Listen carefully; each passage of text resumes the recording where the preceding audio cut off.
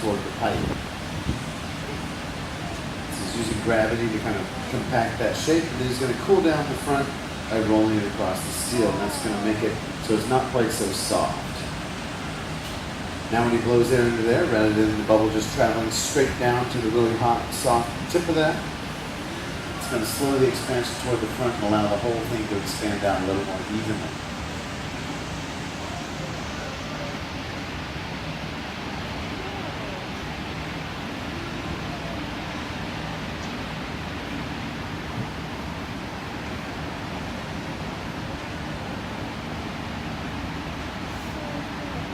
Roll it on the back end, then I'll get it back into the heat.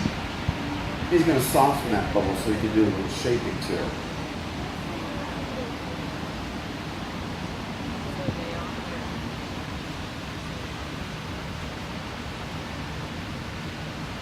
Doesn't take long to soften the bubble at 2,500 degrees. Then he's going to shape it on the steel top table over here, which we call a marver. Anytime you shape on the marver, we call that marvering, and that comes from the Italian word for marble, which is what this table used to be made of back in the day in Italy. Big marble slab. But marble can chip and crack, especially if there's any sort of stress in the stone, which there always is. Putting hot glass on that can tend to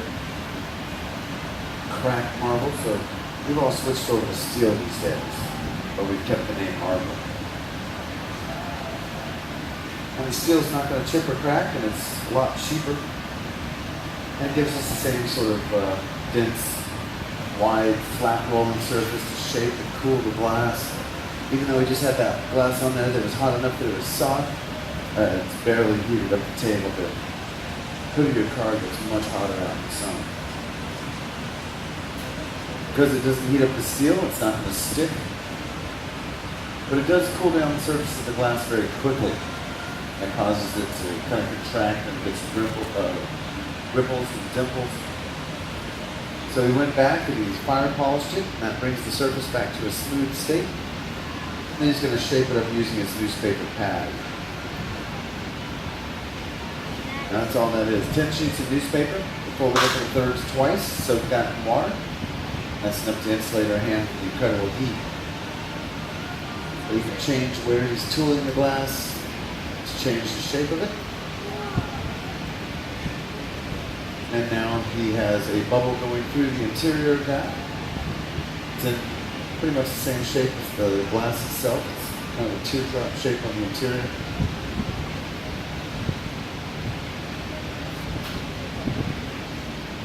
The translucent red cherry color is a little dark just from the heat. Once that cools down sufficiently, he's going to go back and get another layer of that molten clear. Now if it goes back too soon, that bubble is going to be so hot that it'll just heat up really quickly, soften, and lose its shape. So he wants to cool it down as much as he can and get it as cool as he can without actually letting it solidify where it's going to crack. And that happens at about 950 degrees.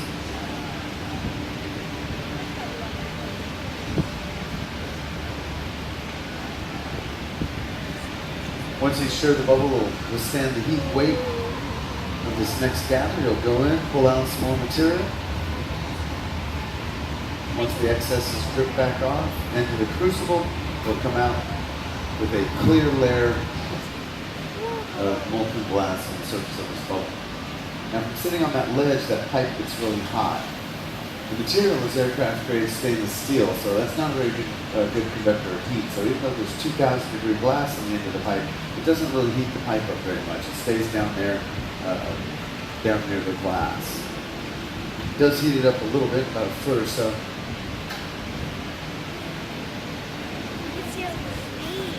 But from going into the furnace, the whole pipe is exposed to over 2,000 degrees, so that does heat it up. So we use room temperature water to quench it and allow us to get our hands a little closer toward the weight.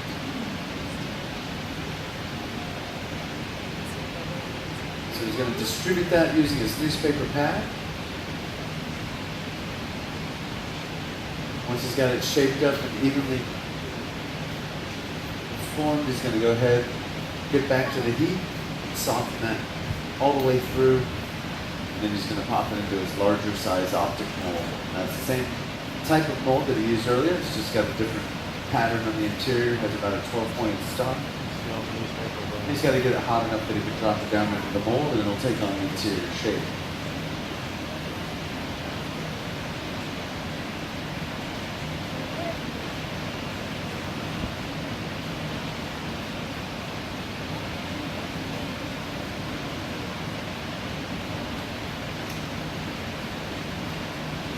Once the glass is soft enough, he'll drop it into the mold,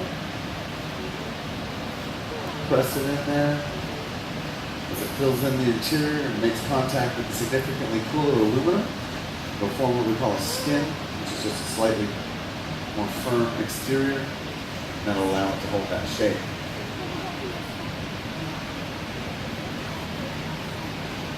Now as he heats that, the bubble moves around and it's going to keep the distribution that it has right now.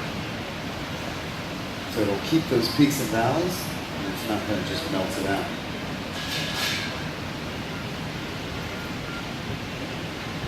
So now he's softened the bubble enough that he can get some expansion. And he'll take his scissor jacks, which I was just applying some wax to, and he'll squeeze down an area. And that's where he's going to pop it off once it's done. This is called the jack line.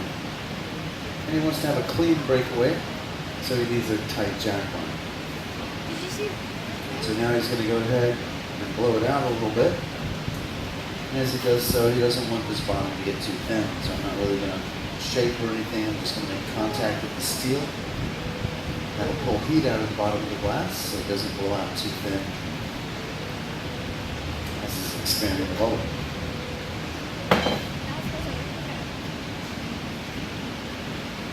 We'll compress that area back down. Oftentimes our hand is right next to that glass. It's anywhere from 1,500 to 2,000 degrees, but you can't wear gloves. That's going to cut down on the dexterity of the hands. So we have to use the wooden paddles as shields.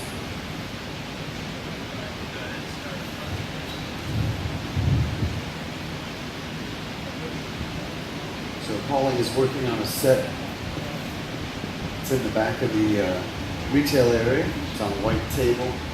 Has a bunch of components to it, bowls and platters and things that look like almost like a clam.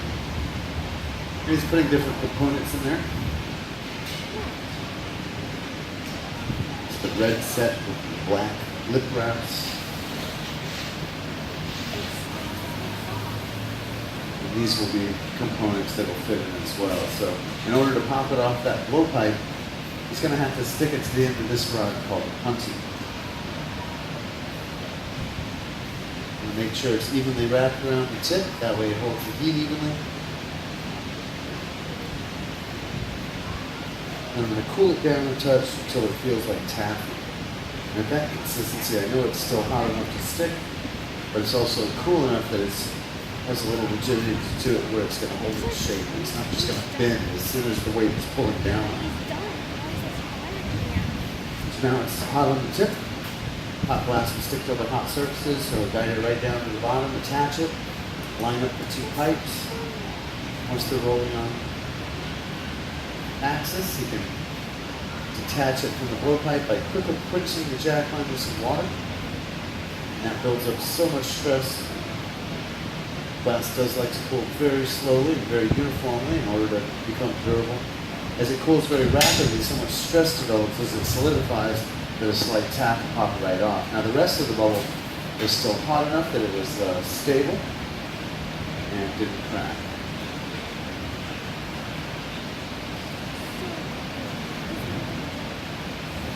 Now he wants to add a decorative addition to his piece called a lip wrap.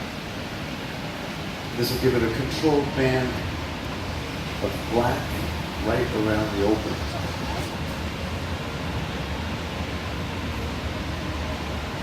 While I do this, he's going to use a variety of tools to influence the size, shape, and positioning of the opening at the top of the bowl. So first he's got to sufficiently soften the front. I'll pull some glass to the tip of the pipe. And then color it up with this black. Now the colored glass is the same as our glass in our furnace, but it's been colored by way of oxide and different forms of different metals. Even forms of silver, like silver nitrate, gold. Those colors obviously are more expensive.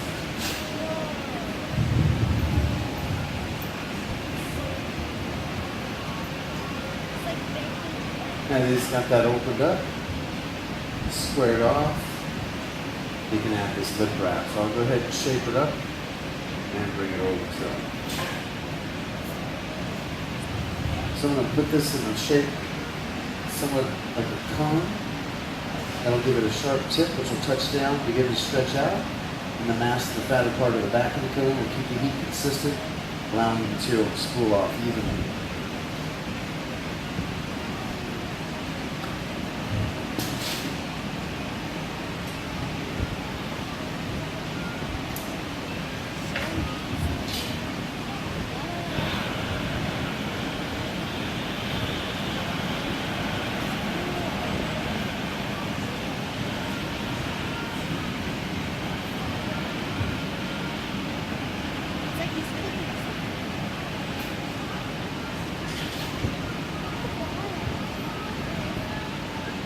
He'll touch it down, it'll stick, and then he'll peel it back using the softened state of the glass to wind around an even band of black. Now once he gets all the way around, he'll just extend it out very quickly. He's going to wrap it a couple times, that'll give it a much more intense black around the edge.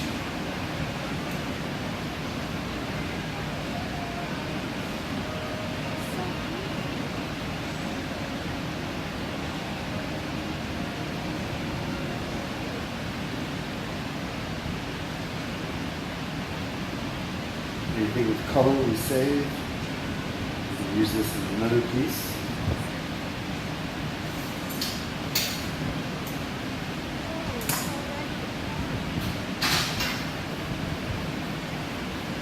That black glass was just in the molten state, so it's much hotter than the glass it's sitting on. So as it concentrates the heat toward the front, that newly added glass will become much hotter and softer, allowing him to incorporate it into his piece and shake it without losing control.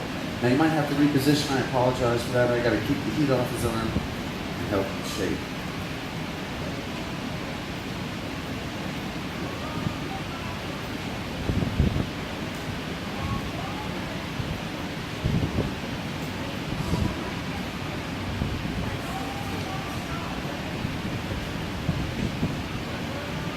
Now he has a nice even bowl.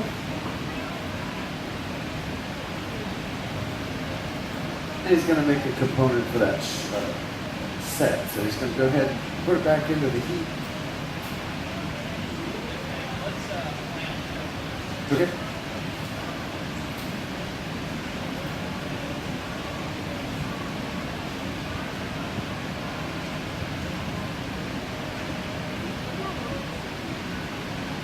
Once it gets it hot enough,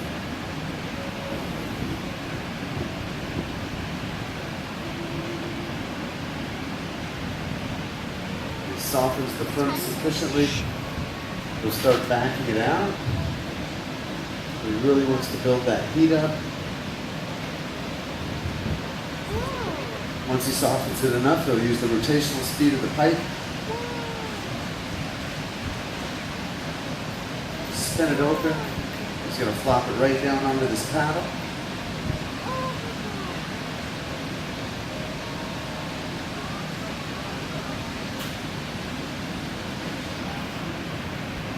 It'll allow him to flop it over the paddle, giving it kind of a shell-inspired look.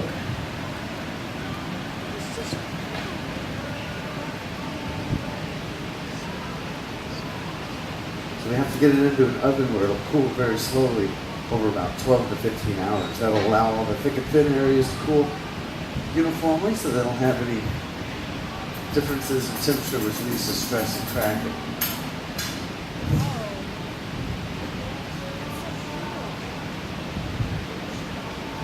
All right, nice component. All he made though.